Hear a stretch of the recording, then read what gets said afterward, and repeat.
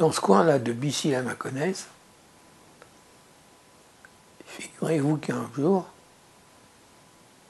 on n'était pas loin de la Saône. Il y avait un morceau de route là qu'on pouvait prendre et un copain, toujours des copains, qui me disent Roger, si tu veux, on va se baigner. Je dis écoute, moi je veux bien, mais je ne sais pas si ma grand-mère va vouloir. Elle me dit si, elle va vouloir. Alors c'était des grands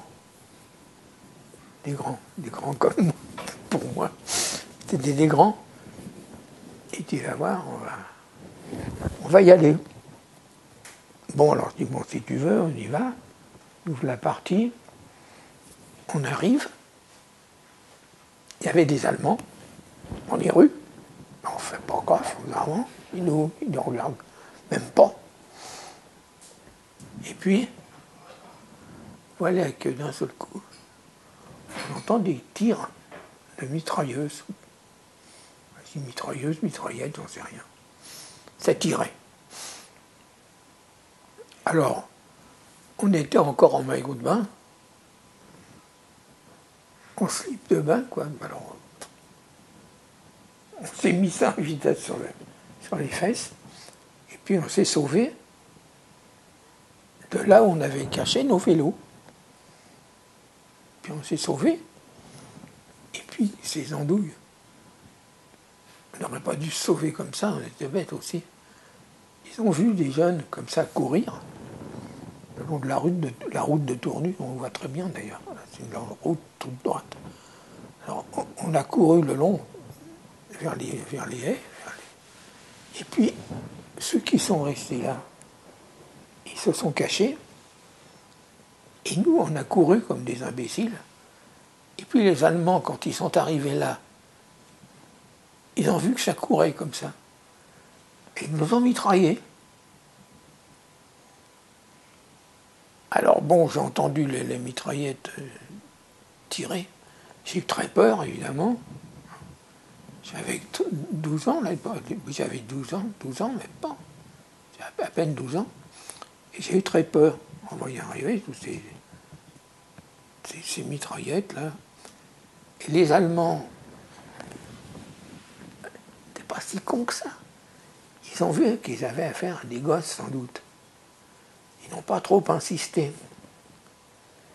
Mais il y a un abruti qui est arrivé en Citroën, là, c'était surtout les partisans avec des